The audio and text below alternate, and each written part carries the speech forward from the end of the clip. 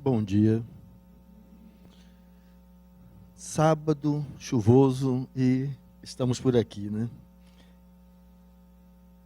O Evangelho tem algo assim de especial, tanto tem de especial que mobiliza todos nós para estarmos aqui, né? Mas esse tema de hoje, bem-aventurados os aflitos. E há algo que ele já diz claro, quando ele vai falar de bem-aventurados os aflitos, ele diz que todos nós somos aflitos, para aqui estarmos, né? Entendendo esse planeta como um mundo de provas e expiações, nós estamos dentro desse contexto.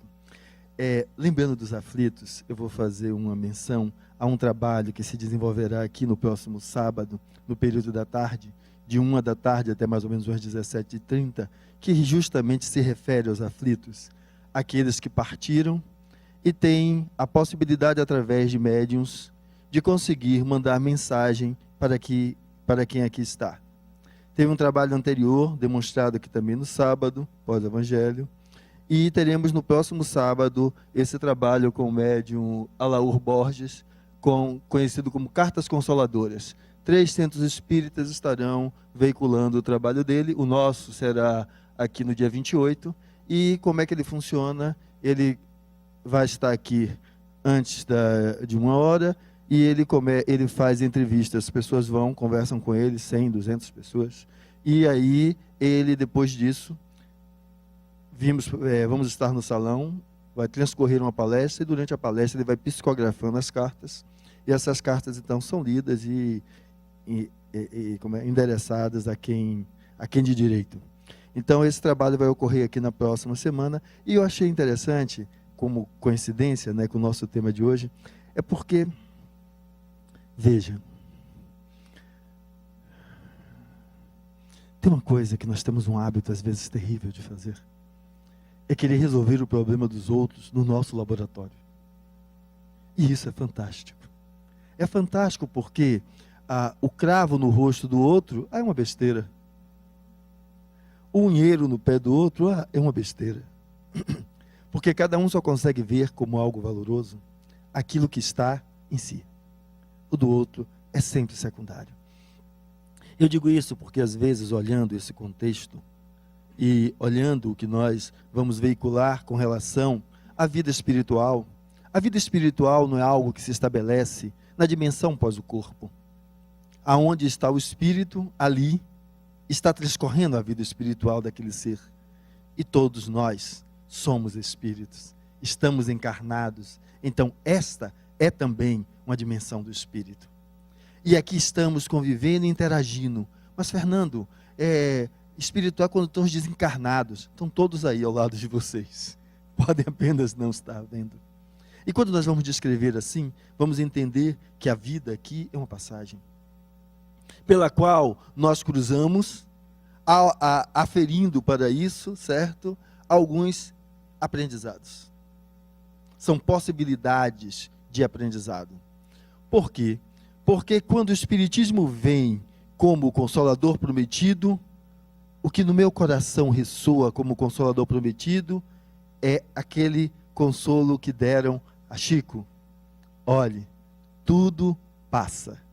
Quando ele estava lidando com a atuação dos repórteres sobre ele da mídia, descredenciando o que ele veiculava como mensagem dos Espíritos. E aí, em um desses momentos críticos, ele recebe essa mensagem de Maria. Só que Emmanuel, eu acho uma figura interessantíssima, né? E quando diz para ele aí, tudo passa, ele é mais enfático. Porque nós queremos que os momentos de dor passem, mas que os momentos de alegria e felicidade sejam eternos. E às vezes eu brinco muito com isso, é criança com chocolate. Aquela que é chocolatra, né? E aí você diz, e aí fica às vezes os pais brigando, dê para elas 3 quilos de chocolate. Tem uma hora que não cabe mais chocolate. Por quê? Porque o espírito não é verdadeiramente um ser estanque, parado no tempo, no espaço. O espírito é os auspícios do progresso contínuo. Então aquilo que hoje lhe sacia a sede, a fome, amanhã já não mais lhe basta. E então ele alça voos a outros desejos. E assim vai construindo a senda de sua evolução espiritual. Então, essa aqui é a caminhada. E o que cabe a nós? Respeitarmos o outro. Porque, infelizmente, é algo que ainda não aprendemos, que é a insígnia primária do amar o próximo como a ti mesmo. Sem esse olhar, não é possível fazer desse jeito. E nós, por vezes, nos colocamos dessa maneira singular, a criticar a dor do outro. E veja, nos descritos de que a vida continua, após desencarnar, quando eu desencarnar, eu tenho que procurar o que fazer, porque espírito continua fazendo do lado de lá o que faz aqui. Para mim isso ficou nítido quando há 5 anos atrás eu tive AVC hemorrágico. E aí eu fui parar na UTI. Estava sangrando e sangrava, então se não parasse, eu talvez fosse para o outro lado. Que eu já visitava durante a noite, quando eu dou meus cochilos durante o dia, em festa mesmo é triste. Dá 11h30, o relógio bate, Fernando está cochilando. Minha mulher só falta me matar, né? Mas tudo bem. Então, os momentos em que eu desligo. E aí, estando lá, depois de alguns dias na UTI, eu desperto no meio do corredor. Então, eu vim ao corredor, tinha uma maca. Eu de frente para essa maca. Um homem na cabeceira, que tinha um paciente deitado. Um outro homem do outro lado, os dois de cabeça baixa, manipulando alguma coisa. E lógico, quando eu me percebi ali, eu me percebi plenamente como eu, enquanto eu me conheço, né? E lógico, qual foi a primeira coisa que eu fiz? Dar uma rodadinha para ver se tinha o tal do fio de prata. Porque eu estava tão consciente que tinha feito o AVC. E lógico, como médico eu sei que isso pode progredir de maneira drástica de uma hora para outra. E eu fiz, não tem fio de prata. Dancei, certo? Desencarnei. E aí eu não vi o tal do fio de prata, olhei e fiz, mas o que é que eu estou fazendo aqui? Essa foi a minha pergunta. Não foi, cadê minha família, cadê isso? A pergunta foi clássica para mim. O que é que eu estou fazendo aqui? E aí nessa hora, o cidadão que estava na cabeceira da maca, levanta a cabeça e diz, você está fazendo aqui aquilo que você sempre fez, trabalhando. E aí quando eu olho, eu digo trabalhando, mas eu digo assim, olha, eu não vi o fio de prata, então significa que eu, vazei. Aí ele diz, dê uma volta e olhe para o outro lado. E aí quando eu dou uma volta e olho para o outro lado, eu vejo o lugar onde eu estava deitado, porque era o outro espaçozinho da UTI. Eu deitado na maca, a pessoa que estava me acompanhando lá na época, eu vejo o meu corpo, ele fez, está vendo? Aí eu volto e digo, e agora? Ele diz, vamos continuar e terminar o trabalho. E aí ali eu estava. E isso depois, quando eu acordo, aí eu trouxe isso de maneira assim muito clara. Para mim foi enfático. Porque é justamente isso. Não adianta um discurso. Não adianta subir ao palanque e fazer aquelas promessas, como alguns políticos já fizeram aqui, relacionado ao que nós temos de alcance, de possibilidade de trabalhos sociais, e simplesmente fica na conversa. Não prossegue, não vai adiante, porque é fácil prometer, difícil é encarar a sua realidade. Mas é impossível falar concretamente dessa senda de evolução, nos degraus do conhecimento e da percepção da vida, se você não é capaz de, com coragem, enxergar aonde você está. Sair daquele mundo da fantasia, que é dito aos pequeninos, como minha filha, que ao assistir um filme, um lindo, aquele Malévola, ficou com a imagem de momentos daquela de escuridão, porque as cenas às vezes são assim, né? E aí ela falava com medo. Agora, a outra que já é maior, já conseguia ver diferente. E lógico, daqui a mais alguns anos ela vai ver com tranquilidade. Mas nós continuamos ainda a ter medo de nós mesmos. Mas tudo que eu construí até agora era para voltar a esse tema. Porque afinal, se a vida espiritual continua e tem trabalho do outro lado, por que não foi para Fernando? Porque se Fernando tem 2 orelhas, não é porque ele é o bonzinho, é a evolução da nossa espécie. Então o que aconteceu comigo é também normal para todos nós. E aí então, se tem trabalho para o lado de lá, vou trabalhar. Porque alguns vão perguntar, então, por que é que o povo não fica de lá para cá já falando? Porque alguns entendem que a etapa daqui já se foi. e vai tocar o outro lado.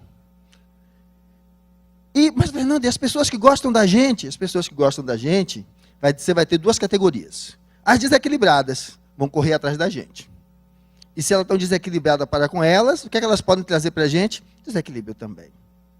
E aquelas que estão equilibradas, certo? Aquelas vão fazer o que é lógico, orar por quem aqui ficou. Quando eu digo equilíbrio e desequilíbrio, é para sair daquela história de bom espírito e de mau espírito.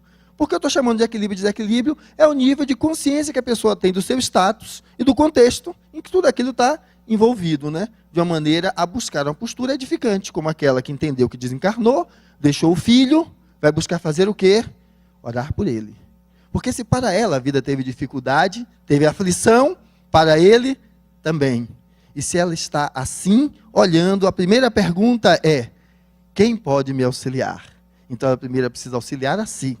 E auxiliando a si, ter paz de espírito suficiente para emanar ao outro energias de harmonia, de paz e de luz. Tanto que o retorno dessas mensagens são possibilitados por espíritos que já estão nesse estágio, ou espíritos que, não estando plenamente nesse estágio, estão sob a assistência de espíritos que vão funcionar como intermediários, para dizer a quem aqui está aquilo que lá no Evangelho, no Velho Testamento, aquela parábola aonde o servo comia as migalhas que caía da mesa do seu senhor, e ele morre, e um tempo depois o senhor morre, e o senhor, quando desperta, está lá, sofrendo naquele inferno, né, eterno, porque era assim que era descrito anteriormente, e aí quando ele levanta para cima e olha, ele vê o pai Abraão, e quem? O servo dele.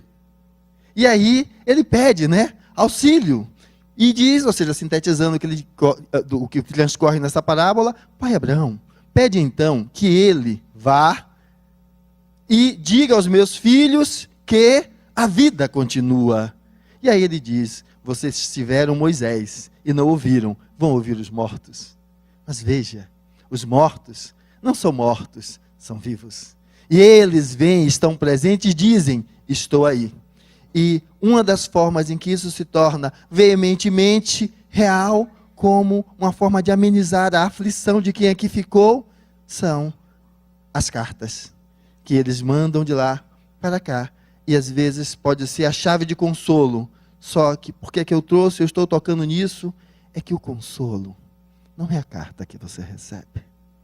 O verdadeiro consolo é quando você faz desse encontro com o espiritual a alavanca propulsora para as transformações necessárias na sua vida, onde a aflição torne-se exemplo de possibilidade de aprendizado, de crescimento e de progressão.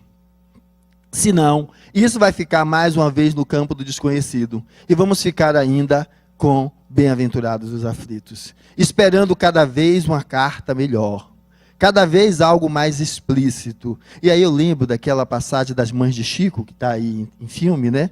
Que o menino tinha caído das mãos da babá e tinha então falecido em virtude disso. E aí ele pergunta para ela: você já a perdoou? E ela diz: você já agradeceu a ela? E ela fica assim, porque se lembra que eu disse que a gente fica procurando só determinados pontos que nos agradam, não conseguimos olhar quem somos. E ele diz para ela: imagine, se caindo das mãos dela, você assim está. Se tivesse caído de suas mãos, como você não estaria? O universo, a vida, então, foi, naquele momento, foi misericordiosa para com ela. Porque imagina a dor, se tivesse saído e caído das mãos dela. Estava aquilo dentro da proposta, da trajetória encarnatória de aprendizado de todo aquele núcleo familiar.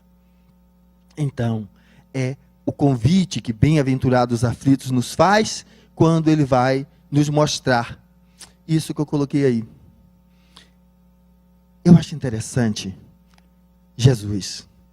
Mas eu digo Jesus, essa conexão que nós fazemos com um homem de barba e bigode, certo? Que quando a gente fala então na parte do bem, no amor, qualquer uma dessas figuras nos remete a Jesus enquanto significado, de elemento do sagrado, e que dentre nós vamos descrever o espírito mais evoluído que caminhou junto conosco.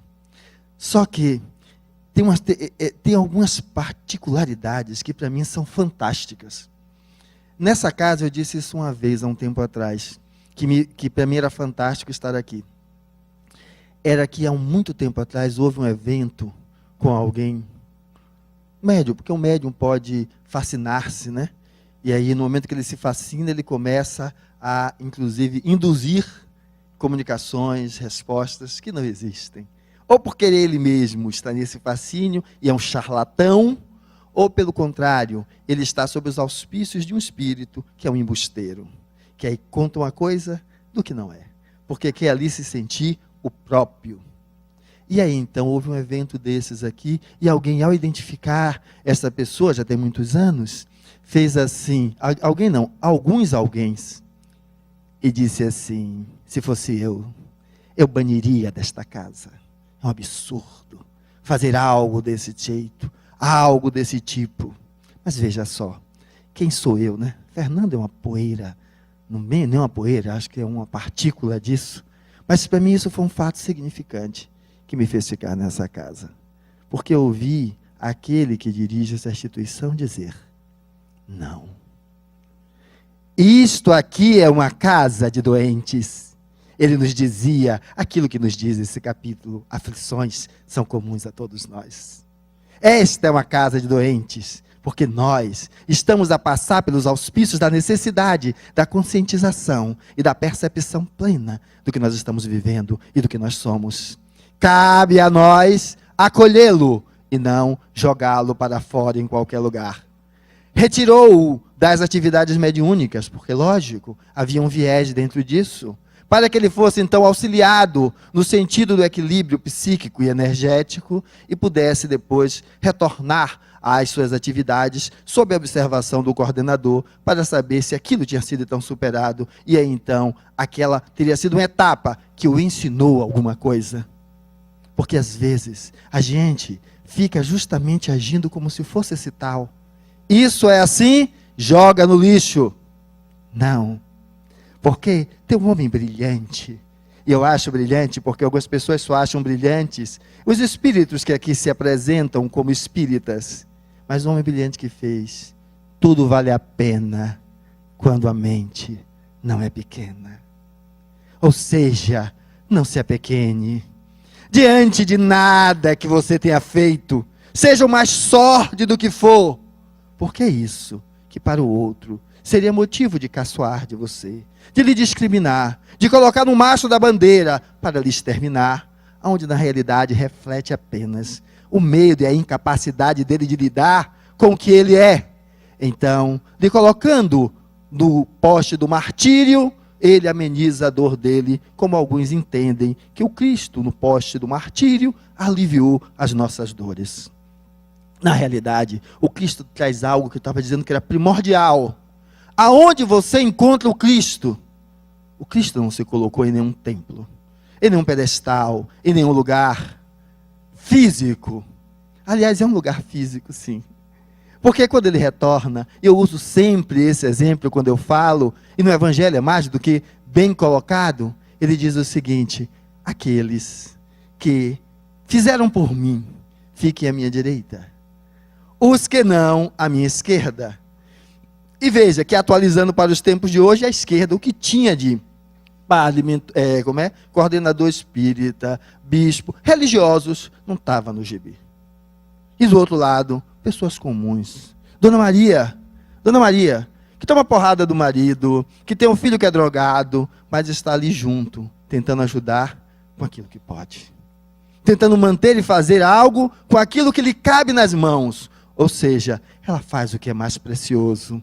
Ela doa o óbolo da viúva. É aquele que dá ao outro a única gota do que tem, não cobrando do outro que seja aquilo que ela quer, mas buscando saber o que pode fazer com a única gota que ainda tem no bolso, que ele traz da imagem da última moeda que ela tinha. Então, o Cristo se coloca no coração de cada um de nós. É impossível chegar ao Pai senão através de mim, ele dizia, mas aonde ele estava, quem fez a esses pequeninos foi a mim que fizeram. Quem fez a esses doentes foi a mim que fizeram. Então veja, aonde está Jesus? Aonde está este homem que nós só conseguimos ver congelado no tempo há 2000 anos, pendurado na cruz? Aonde está Jesus? Porque quando ele diz isso, ele traduz que ele é a mensagem viva, que através dos seus atos lhe convida a ser mais um na sua seara de amor e de luz. Porque é com amor que nós conseguimos iluminar as trevas das nossas aflições. Porque a aflição não se supera com discurso. E esse nosso amigo, que se faz então presente no coração de vários homens. Como aí está? Esse nosso amigo, uma amiga tinha me perguntado algo seguinte: Fernando, vem cá, olha, tem ali um negão, sabe o que eu gosto? Eu gosto muito da imagem desse negão aí, mostrando como se fosse Jesus, né? Porque Jesus não é um perfil estético. Jesus, ele nos suscita uma conduta de vida. Esse é que é o Jesus verdadeiro. Aquele que se transfigura em uma conduta dentro da sua vida. E fora do proselitismo, de falas belas, iluminadas. Aí essa colega me falou o seguinte: mas Nando, veja só, porque é uma coisa fantástica. Adentra aqui, doente como eu entrei. Porque a gente vem pelo amor ou pela dor. Eu digo doente porque é das minhas aflições. E ao adentrar, melhora, começa a trabalhar. Virou trabalhador, acabou. Agora é anjo. Agora é o iluminado. E se está aqui em cima falando, agora que é a sopa no mel. Aonde? Eu lembro das palavras do meu amigo Adenauer. Isto é uma casa de doentes. Porque nós precisamos aprender. E aprendemos na prática e não no discurso. Porque esta amiga me dizia assim então: mas Fernando, e as pessoas estão aqui, e aí falam de uma amorosidade, de uma compreensão, disso e daquilo. E lógico, né? Que virou espírita, pronto, diz assim: não, a cada um evolui ao seu tempo. Então, deixa fulano que é o tempo dele. Ela diz: mas Fernando, ele não faz mais nada. Deixa lá que é o tempo dele. Eu acho que quando esse capítulo fala das aflições, ele fala de maneira enfática, no sentido que aflitos somos todos nós, mas bem-aventurados os aflitos são aqueles que se superam. E o que é se superar? Se superar é encontrar você no outro. Porque simplesmente esse movimento só é verdadeiro quando é assim. Fernando tem 2 orelhas, um nariz, uma boca. Isso é de Fernando? Não, é da espécie humana. Os dedos cotó não, porque eu perdi num acidente, aí são só meus. Mas os 5 dedos, todos nós. Então é que quando eu passo por um fato, e a partir desse fato, a minha mente não é pequena, e tendo sido ele por mais sórdido que possa ser, eu enxergo e ali aprendo.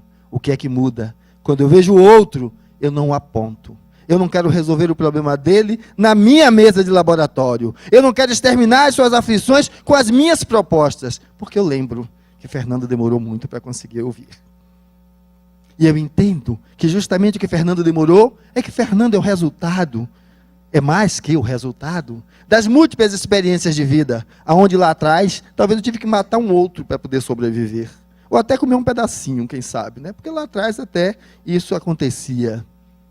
E que a cada momento de evolução, eu vou mudando. E hoje, este Fernando que aqui está, lógico, é menor do que eu. Eu sou mais do que ele. Por que eu sou mais do que ele? Porque simplesmente, lembre vocês de algum momento, aonde você teve uma determinada atitude, e que nessa atitude você perguntou: poxa, como é que eu fiz aquilo? Foi algo que irrompe de dentro de você, e ali se apresenta, seja do aspecto positivo ou negativo, e que você não se identificava daquele jeito. É um encosto que está aqui do lado. Não, são as reminiscências das suas experiências pregressas, que são trazidas à consciência em momentos que se contextualizam com similaridade ao que você já vivenciou. E ali eles retomam aquele poder e assumem a consciência. E naquele momento está ali você fazendo aquilo que você antes não se enxergava fazendo antes. Então, quando nós assim começamos a compreender, nós vamos começar a então entender que nós somos mais do que essa experiência física. E assim entendendo, vamos respeitar o outro. O que é que eu vou fazer frente ao outro que passou pela mesma condição que eu passei e que eu digo que aprendi? A primeira coisa é que eu vou olhar para ele com muito amor e carinho. Porque eu vou ver nele as minhas lágrimas também. Eu vou ver nele as minhas dores também. Então, eu vou tratá-lo com amor e carinho. Mas aí essa minha amiga dizia, mas Fernando, não é assim que o povo faz? Aí eu cheguei para ela e disse, olha, eu estou talvez um pouquinho, 1/1000 de milímetro acima dessa pessoa que você está criticando. Mas se eu acho que eu estou 1/1000 de milímetro acima dela, é porque eu já fui ela. Então quer dizer que eu só consigo enxergar a dor daquele que está no chão, escarnecido. Do meu chefe eu não consigo. Que está hierarquicamente acima de mim. A dor é humana. A aflição é humana. É do outro que não consegue lidar e superar esses elementos internos. Que isso só pode ser superado com a experiência e com o tempo. Porque aprendizado não é discurso, é vivência na carne. Por isso nós encarnamos. Que eu posso vivenciar através da minha história. Ou quando crio empatia com a história do outro. E olhando para ele, eu vejo nele a mim também. Como Cristo dizia, quando você ajuda esses pequeninos, é a mim que você ajuda. Então isso ganha uma dimensão onde nós podemos então entender o que esse homem trazia. Eu tenho um sonho. Qual é o seu sonho? Porque a aflição justamente está no seu desejo, na inquietação que ela causa, pelo seu desejo de superação. E nesse momento, então, a gente talvez possa encontrar o Cristo de forma prática, e não o Cristo do discurso. O Cristo que fica lá pendurado naquela cruz. A gente possa encontrar o Cristo que é um significado. E para mim, significado que gosta de figurinha, eu poderia traduzir em um olhar. O significado do Cristo é aquilo que transforma o seu olhar. Se falar do Cristo lhe mantém como você está muito distante dele. Mas não é ele que está na cruz, não, é dele que mora dentro de você. O Cristo como significado de vida, que quando você abraça, você olha para o outro com mais comiseração. Você olha para o outro com misericórdia. E aí você diz, ele critica o outro, que ainda está na ignorância. E ele ainda critica o outro porque ele também está na ignorância. E eu, que daqui consigo ver, ainda estou na ignorância e tenho muito a caminhar. Então, você cria uma forma diferente e aí você tira a venda dos olhos. Porque bem-aventurados os aflitos é de que justamente as aflições só existem pela necessidade que você precisa de romper paradigmas, romper modelos. Ou seja, tirar uma venda dos olhos para enxergar além. E quando você chega nesse além, você tem outra venda para tirar, e assim sucessivamente. Como eu brinquei com o chocolate da criança que comia, sentia-se tão empanturrada que já não tinha como ir mais além, ela ia ter que passar para uma nova possibilidade de satisfação. E esses elementos vão ficar claros, porque quando a gente fala na aflição, na sua superação, nós vemos muito essa imagem de um ser iluminado, falando com o outro, oh, que tal minha amiguinha aqui, passando pelas dificuldades dela. Eu sempre uso um pobre coitado que está aqui em cima como Cristo, né? E aí, pobre coitada, passando pelas dificuldades. Mas veja só, a ideia não é essa. A ideia é que veja o seguinte, alguém que está lá no presídio, com uma pneumonia, precisa do auxílio de quem? Ah não, Fernando, vem esse espírito iluminado, vai botar a mão na cabeça dele e ele vai ficar curado. Não. Ele precisa da comiseração de um colega de cela que é um pouco melhor do que ali estão. E como esse colega de cela já era mais velho, ele sai da cama e deixa o outro dormir na cama enquanto se cura da pneumonia. Na hora que melhorou, ele pega o pé e faz, ó, vai dormir no chão de novo, velho, e se vira. Carrega a tua cruz e anda, porque nada é mágico. Então, superar as aflições é entender, inclusive, o seu papel, porque é esse seu papel que cada vez mais, caracterizando essa postura de misericórdia e amor, leva você a ir além do que você já é. E levando você além do que você já é, você se torna capaz de fazer isso. Porque aquele pobre coitado que eu preciso ajudar, não é a pobre da Cecília que está aqui não. Quando eu a uso como imagem, em psicologia nós usamos uma imagem muito gostosa, que é falar da ânima e do ânimos. Todo homem ter no seu psiquismo um contraponto feminino. E é esse contraponto que ele busca materializar quando casa, se une-se com alguém, né? O casamento como nível, como elemento de união. E para que alguém já não fale, sim, mas os homossexuais, mesmo entre homossexuais, há um com a postura masculina e o outro com a postura feminina. Então, é a junção dos opostos. Então, é essa mulher que eu não sei abraçar, que eu critico pelos defeitos, e aí então, quando eu estou unido a alguém, eu projeto nele inicialmente os meus desejos. Meu bem, meu amor, minha coisa linda, meu chuchu. Mas que quando vai passando o tempo, que a gente vai comendo 1 quilo de sal, eu começo a projetar nela agora a minha sombra. E aí então, se ela demora meia hora, está com alguém. Se ela, naquele momento íntimo, ela propõe alguma coisa nova, aprendeu com quem? E que a gente vai ver muito, sabe, como pais com filhas. Era o cão de calçolão. Jogava para cima com as meninas. Quando a dele vai ficando adolescente, que o namorado sai, ele já começa a imaginar ele fazendo com a filha dele tudo que ele já fez com as outras. E sofre que só.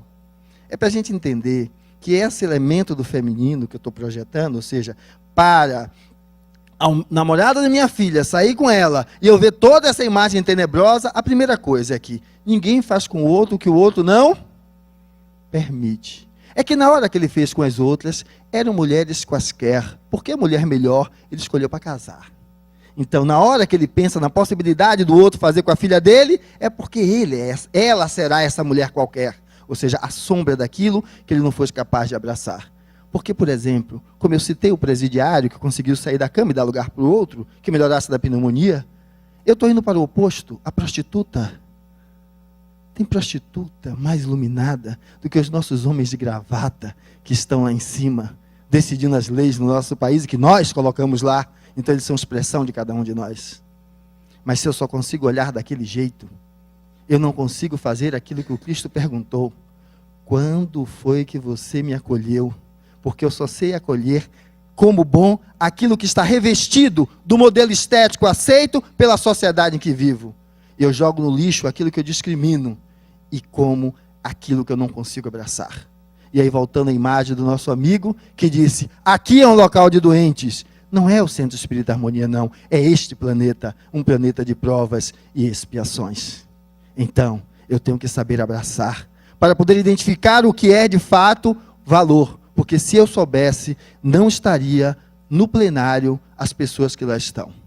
Estariam outras, mais comprometidas. Mas quando eu sou o primeiro a achar que eu posso levar algo e deixar por isso mesmo, ocupar a vaga do idoso no shopping, por exemplo, certo? E deixa isso para lá.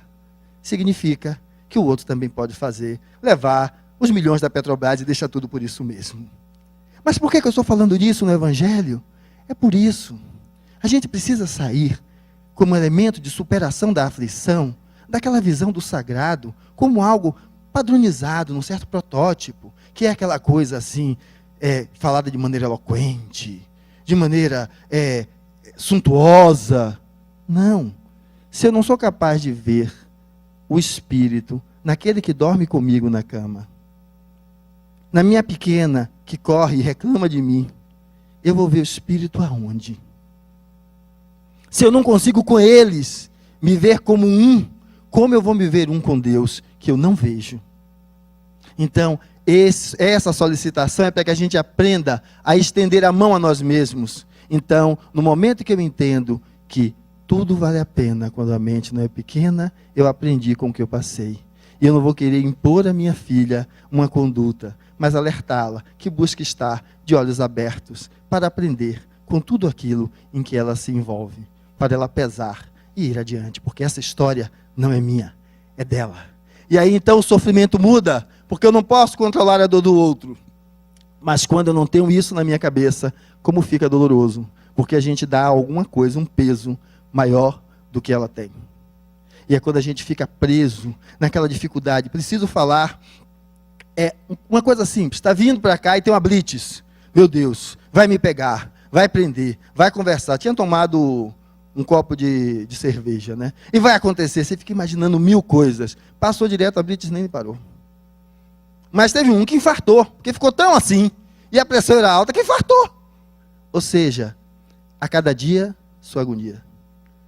Tomei um copo de cerveja, se eu tomei e estou dirigindo, eu sei que pode acontecer. E se acontecer, eu vou assumir a minha responsabilidade e vou fazer. Você deixou de ser destruído por uma tensão desnecessária. E aí então você não criou cascas tão grossas, mas sim você libertou o potencial instintivo que há em você. Porque se você tem o dinheiro para ter o carro, você tem o dinheiro para pagar a multa também.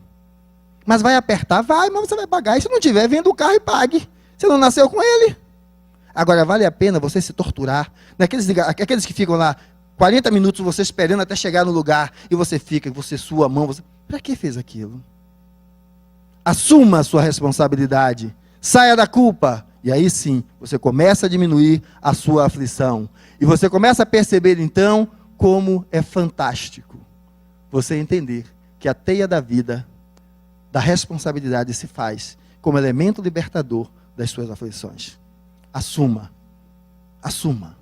e vá adiante.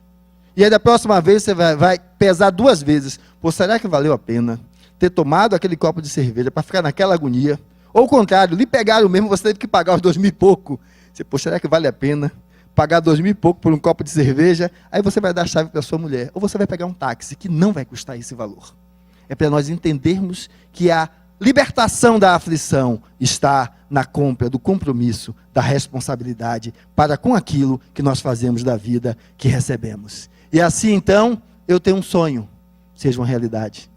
Você possa dar luz e vida ao seu sonho de superar o status em que você está, porque tudo passa, como foi a mensagem de Maria para Chico. Tudo passa, porque você é mais do que tudo isso. Você já viveu vários corpos, várias experiências, você é mais que isso. Mas que seja você humilde o suficiente, porque às vezes o que nos falta é humildade. Como eu falei, do que entra ali sofrendo e vira trabalhador, e se vira expositor, ou melhor ainda, não tem humildade. Para entender que se eu me sinto doente, eu venho para o trabalho ser tratado aqui. Mas não, quando está doente não vem para cá não. Já pensou, alguém vê que eu estou sendo tratado? Isso é uma casa de doentes. Eu venho aqui me tratar todos os dias que eu venho trabalhar. Porque se tratar é a jornada do despertar. E quando a gente enxerga no outro a dificuldade, a aflição, e a gente coloca como nossa também, a gente vai despertando para como está a gente também. Então, é uma casa de doentes. E se tiver mal, eu vou para lá tomar o passe. Quantas vezes entrei na desobsessão, estava meio carregado, o povo deu uma boa ajudada, certo? Porque o humilde, ele não vai querer se vangloriar de valores que ele não tem. Mas Fernando, então, se eu estou podre, como é que eu vou ajudar alguém?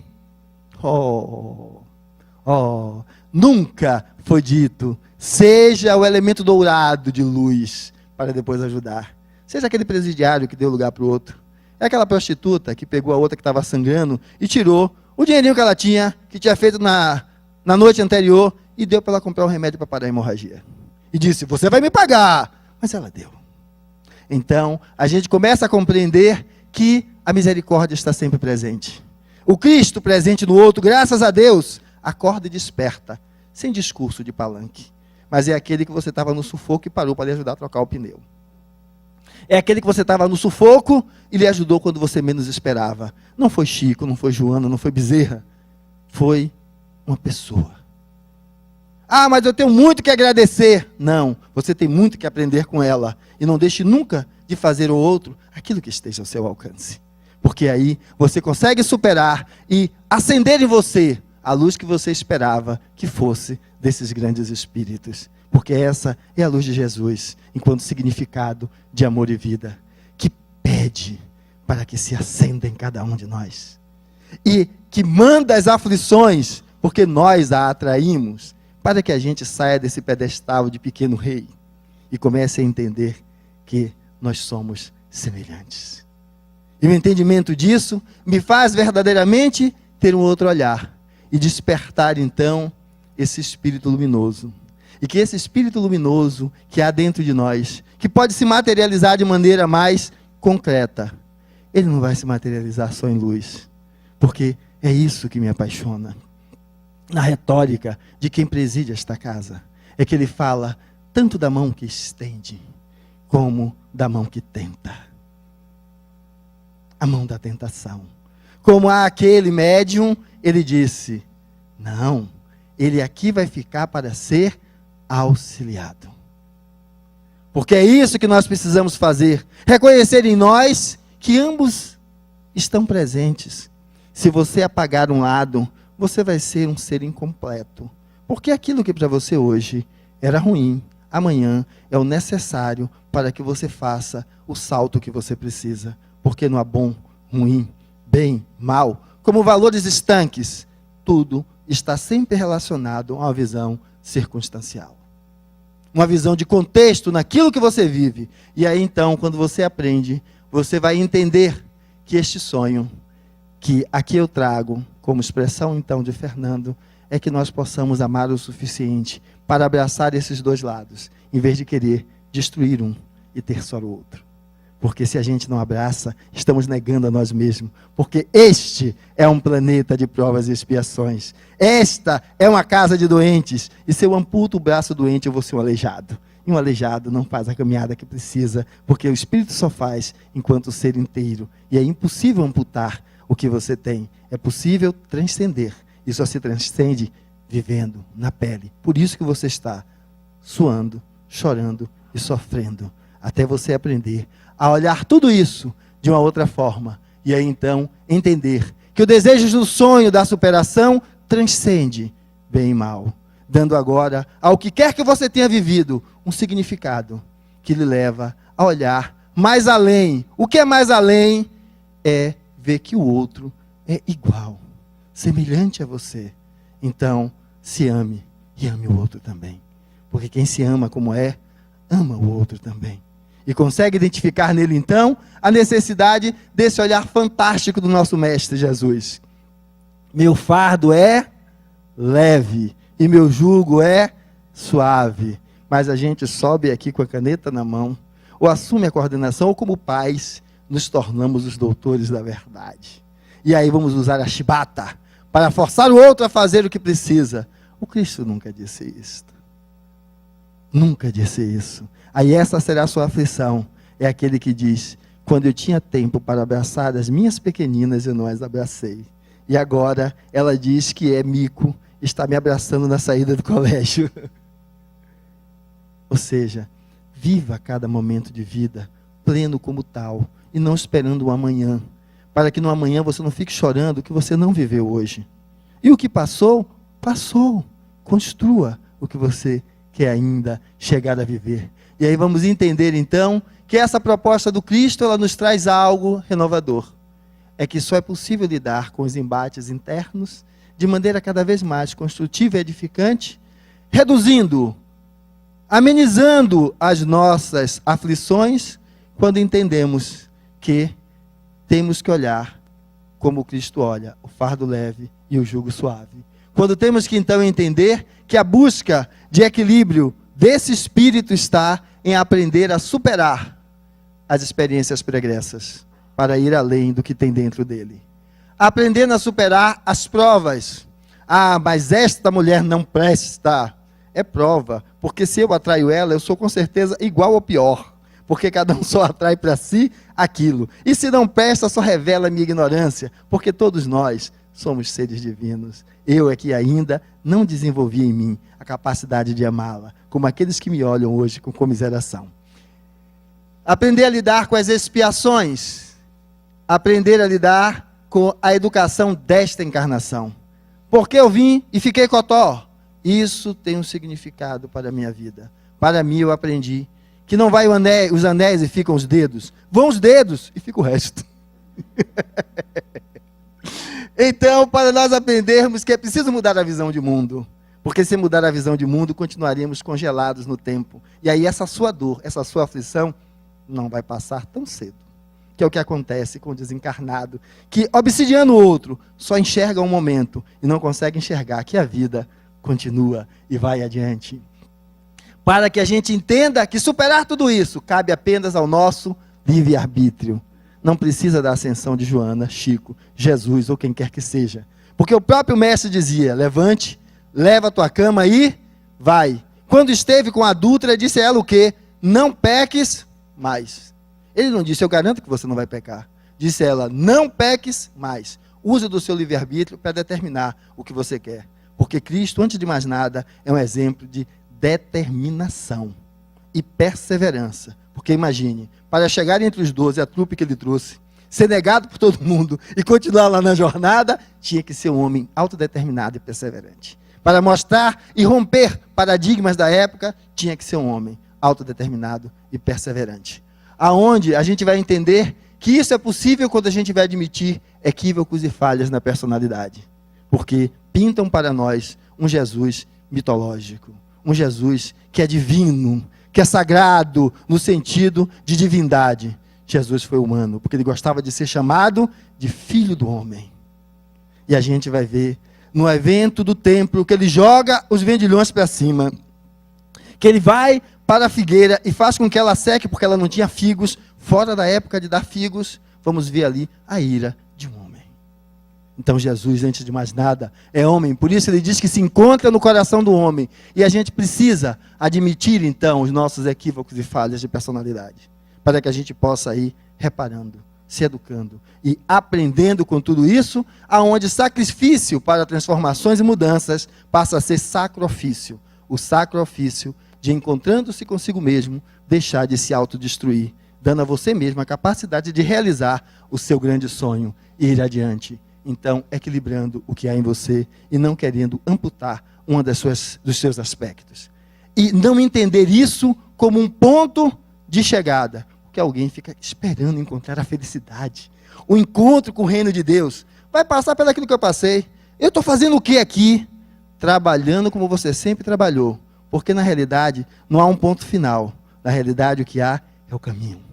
E é no caminho que você é chamado a lidar com as suas dificuldades. E é lidando com as suas dificuldades no caminho, que é esta a sua vida, e as próximas que você ainda tem, e as outras que você já passou, que você é chamado a ser capaz de, superando a aflição, se harmonizar, se equilibrar. E aí então, paz possa ser o elemento primordial que simbolize a sua vida. Porque quando você tem paz, você pode estar morrendo, consumido pelo câncer. Quem está morrendo é o seu corpo, porque o seu espírito já se percebe como imortal. E é apenas uma passagem. Por quando esse corpo descer à sepultura, livre você estará dos laços que o prende aqui. E o que é que vai fazer? Tem muito trabalho do lado de lá. Mas quem ficou, tem muito como eu ajudar. Basta que eu esteja em paz, porque em paz eu vou ajudar e não prejudicar. E aí então, com tudo isso, nossa condição de espírito vai nos mostrar que nada é impossível de ser superado. Como essa passagem desse animalzinho, que aparentemente parece que não vai conseguir chegar do outro lado. Mas veja, ele vai aos poucos. Cadê ele aqui? Olha, não está passando no automático. Tá. Ele vai olhando cada hora para um lado, para o outro, vai se esticando e veja. O que era maior do que ele, que era o abismo onde ele poderia cair, ele consegue transpor. E transpondo, chegar do outro lado. Se é possível para ele, é possível para todos nós, porque nenhum abismo é nos dado maior do que as pernas que nós temos para transpô-lo. Dizem que Deus dá o frio conforme o cobertor. E aí então vamos entender que isso se torna luz, como resolução de aflição, se tudo aquilo que o Evangelho lhe traz, que a porta espírita ou qualquer outra religião, leva você a se colocar como aquelas letras, a abraçar o outro como irmão, entendendo que a sua aflição também é dele. E que você é tão humano quanto ele. E o que há de divino é você superar as dificuldades e entender e ver nele a luz que você tanto espera de amor, de paz, de harmonia e de equilíbrio. E entender que você materializa isso quando você faz isso, o abraça em vez de enxotá-lo. Então, bem-aventurados os aflitos.